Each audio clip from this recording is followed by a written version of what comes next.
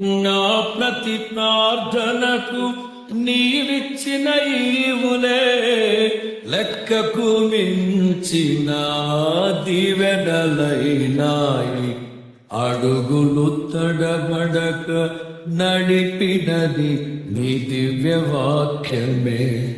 కడలిని మించిన విశ్వాసమునిచ్చి విజయము చేకూర్చెను. నీ వాక్యమే మకరందమై బలపరచెను నన్ను.